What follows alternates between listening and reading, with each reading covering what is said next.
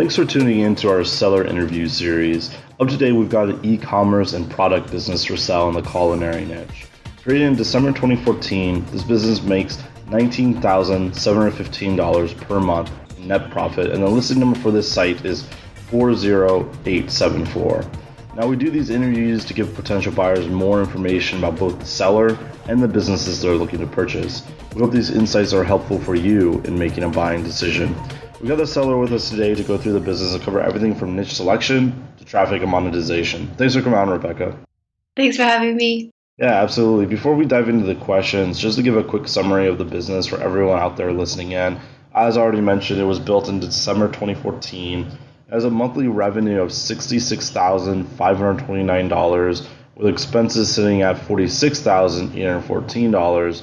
For that total net profit of $19,715. Now that is over a 12-month average, and with the sale of the business, obviously the domain will come with it, as well as the site content files, social media account, and the assets will include the inventory. With that said, Rebecca, can you tell us a little bit about your background in building and running online businesses? Is this kind of your first one, or is it one of many? Yeah, this is my first business and my first e-commerce business. Prior to that, I worked in private equity and finance and investing, and so spent a lot of time looking at e-commerce businesses and other types of businesses, and so kind of got a good idea of what scale and kind of what some of the more interesting businesses were doing right. Interesting. So you actually had looked at these businesses then before you even got in with your previous life as a private equity person. Exactly. Yeah. For quite a few years, I was in kind of fund to fund, so a few levels removed, and then direct in private equity, and across in emerging markets and in the U.S. So got a good feel for a lot of different types of businesses. Very cool. How did you come up with the idea to start this one without giving away the niche? Was it something you were passionate about, or was it something you did like competitive research and found a gap that you could fill? I would say it was probably a little bit of both. I was in business school, and so it was kind of born out of a business school idea when kind of subscription businesses were just taking off, I guess 2011, 2012. And so I spent a lot of time kind of thinking about what might make sense and thinking about kind of how to condense shipping costs, which were often one of the biggest barriers to this. And so kind of this spice business felt like a particularly interesting model with pretty low competition. And so we put up a landing page and kind of took off from there. And for someone that is looking at this business, perhaps this is their first time ever looking at an e-commerce business, or maybe it's even their first time looking at buying an online business. Could you just briefly describe in a few sentences how this business makes money? Sure. So we make money by creating products, create them all in-house. So there are products, and we sell them on a monthly subscription along with recipe cards for cooking. And people subscribe monthly for 6 months or for 12 months. And then we also make a significant portion of our income from gift subscriptions. Interesting. Obviously, the business seems to be doing very well, very healthy monthly profit. Why are you selling the business? Why not keep it and grow it? I think I've been doing it for about 2 years, and I spent a lot of time kind of exploring how to scale the subscription model. And I think at this point, the most interesting kind of next step of the business is really building it into a brand and finding interesting ways to kind of improve on the subscription model via upselling from the products that we kind of just launched in our shop, or finding bigger opportunities to scale and gain reach and recognition. So is that the reason why you are going to be selling the business, or because you don't want to pursue?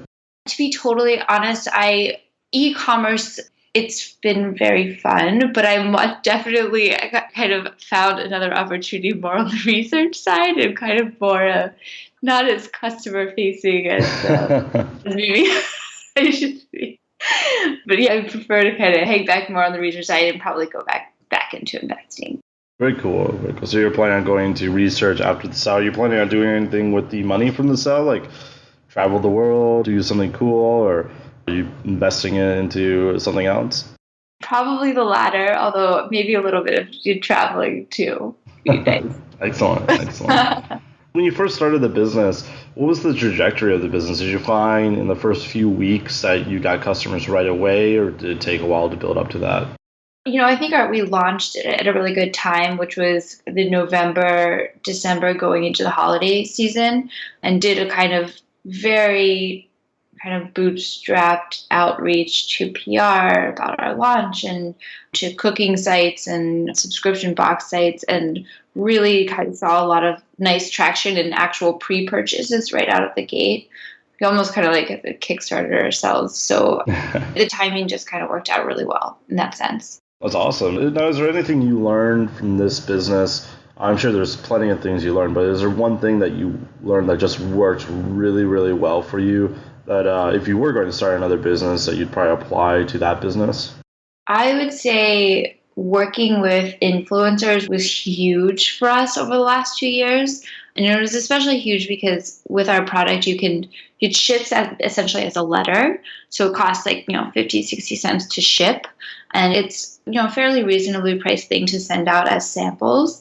And so we were able to reach, thousands of influencers at a very low cost who were arguably our single-handedly most effective channel, because especially kind of people who like to cook or follow cooking blogs or follow food influencers in any capacity, if they like the product, then it's a really big win, and that worked really well for us.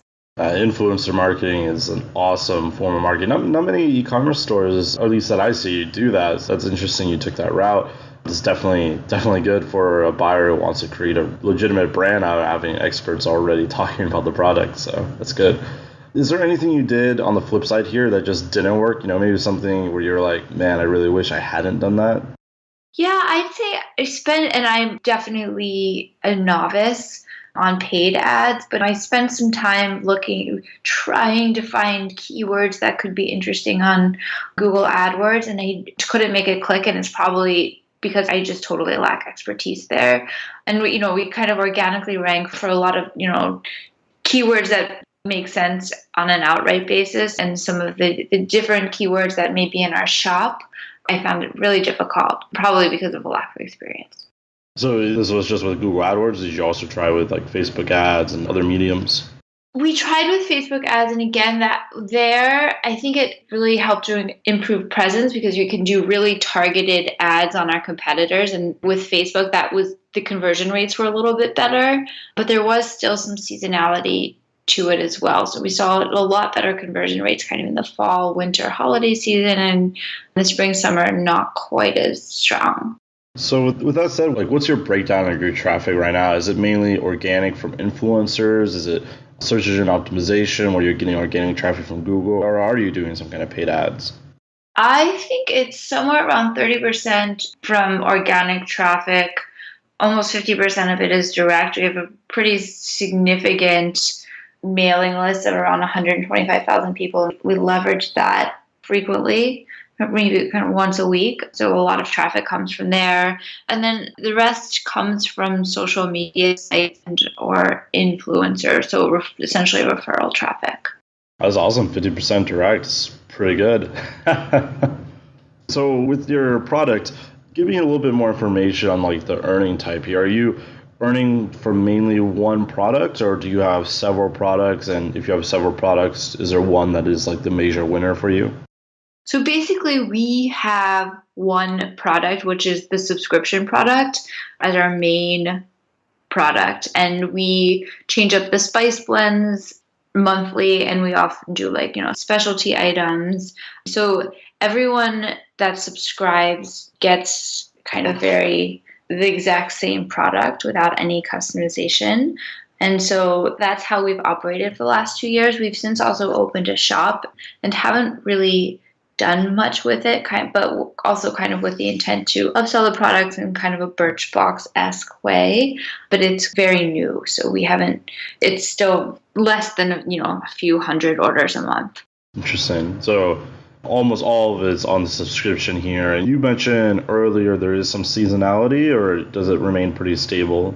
There is definitely some seasonality. 30% of our total sales happen in December. So we do see a lot of gift subscriptions. And in general, as probably with most cooking e-commerce products, it's a little, and or probably e-commerce in general, it's slower in the summer and then see it pick up again pretty steadily in the fall. Since you are a subscription service here, say when your service is down, when you're in the downswing of the seasonality, does that mean people are unsubscribing from your subscription service, or does that mean that you get less new subscribers because of that seasonality? That's a good question. We certainly, the way that I look at it is we get less new subscribers. I've not actually looked at kind of the seasonality unsubscribe rate, but we do look at our month over month churn, which has kind of been on a downward trend over the last 12 months, if that helps. What is your churn on average? It was as high as 18% going into 2016 and is now come down pretty steadily to around 12%. Is there any reason you can think of why that might have happened? So we basically had a very rudimentary operations going into 2016. And when we saw kind of a huge inflow of traffic and demand, and we moved our operations. Subsequently, I moved from LA to San Francisco, and so hired a full-time operations manager and basically streamlined everything from here out of San Francisco. And we kind of significantly improved our times and turnaround times and beefed up our customer service team. And so put a lot of those pieces in place to help reduce churn significantly. Okay, so right now the churn is turning back towards the upward trend then based off these changes you've made? Exactly. Cool. Speaking of your site though, are you adding content to your site? Like, are you doing any kind of blogging, anything like that to get your search traffic? And if so, how much content are you adding on a monthly basis? We do add content. Most of it is around recipe content. So we tend to come up with recipes that are based on like a holiday, or like, for instance, this month we had, it was Persian New Year, and we do like Persian spices and Persian recipes, and tend to kind of replicate content and recipes around a certain trend. And so we do that. We have a minimum of probably around 6 to 8 recipes, new recipes every month, and we'll kind of drip that in throughout the month in terms of content. But we plan that out. That's basically planned out for the next 8 months. So we tend to plan that content out for the whole year. And you are sourcing this product yourself, is that correct? Exactly. So you guys have like a fulfillment warehouse, I'm assuming. Are you shipping the product in from, say, overseas, like somewhere from China? Is it an American factory, or where is it coming from? So all of the product is coming from wholesalers or distributors here in the U.S., one of which is here in San Francisco. And so we source all of those products, and then we source them whole, we toast them, we grind them, we blend them ourselves, and package them and ship them ourselves.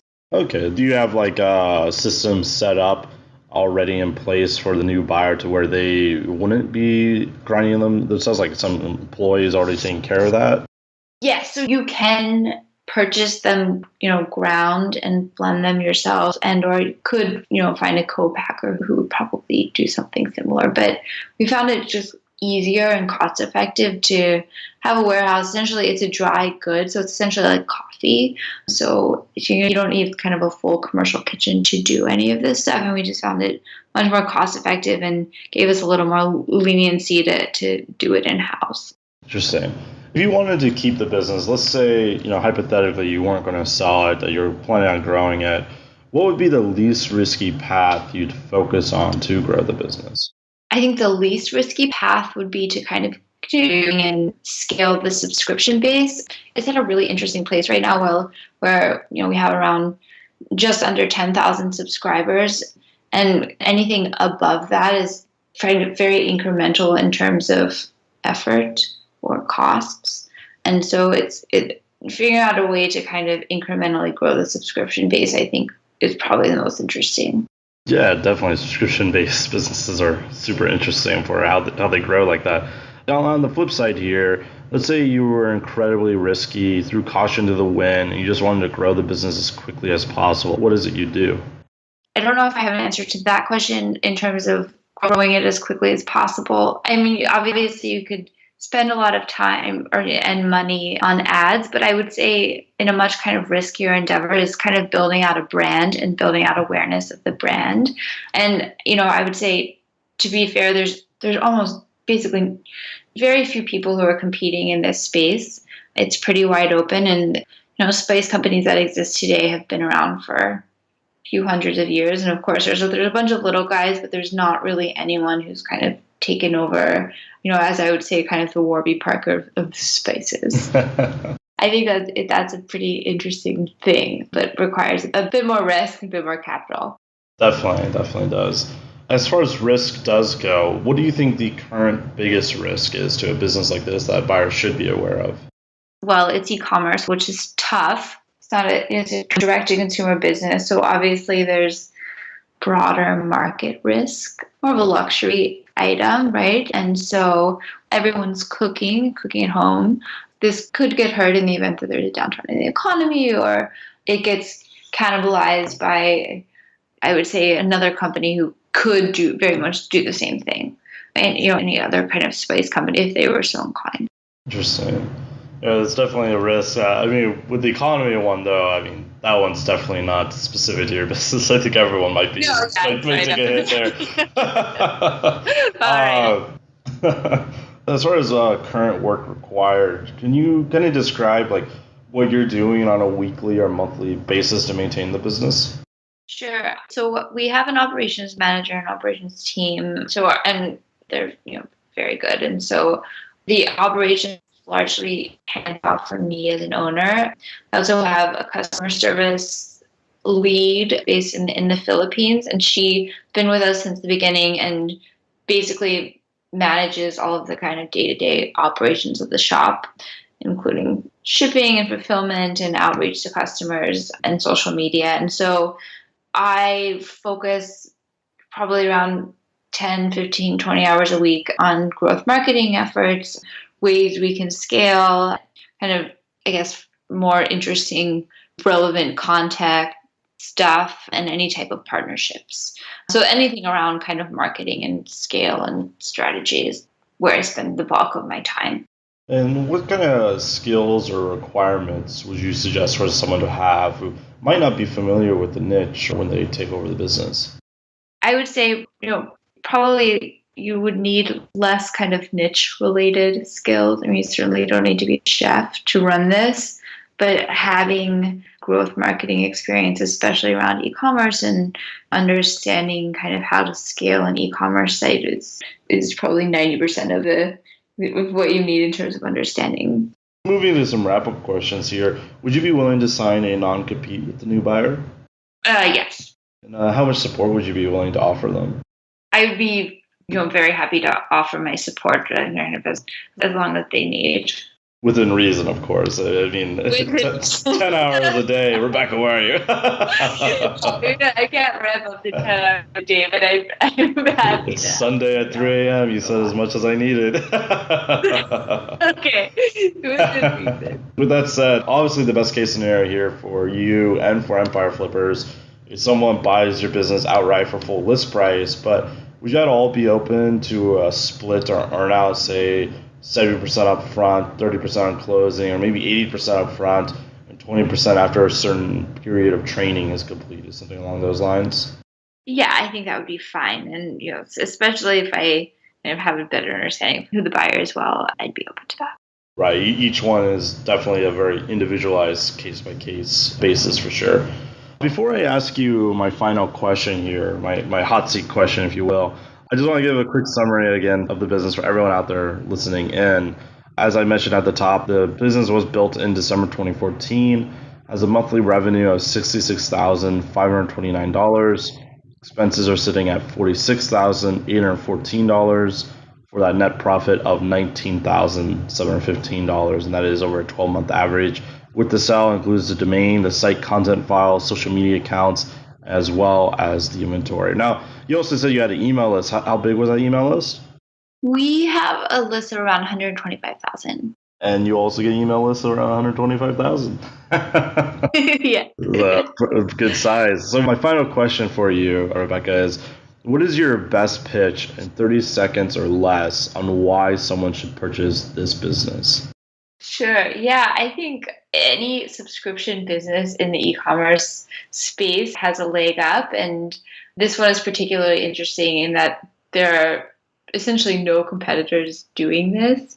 And it kind of works tangentially well with a lot of food companies and potential partnerships. And anyone who is able to kind of scale it on a kind of more generic e-commerce paid AdWords play as well, it could really, do something interesting with it. And I think more broadly, build it into a brand and kind of out of a kind of niche subscription model where it's living now.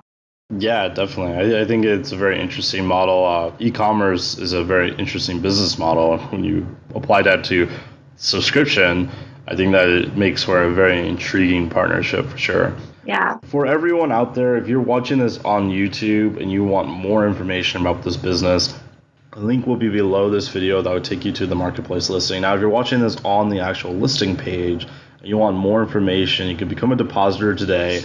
All you have to do is click the button, make a deposit, and you'll be given everything you need to review this business. So, Rebecca, thank you so much for coming on. It's been an absolute pleasure. Awesome. Thank you so much for taking the time. Appreciate it.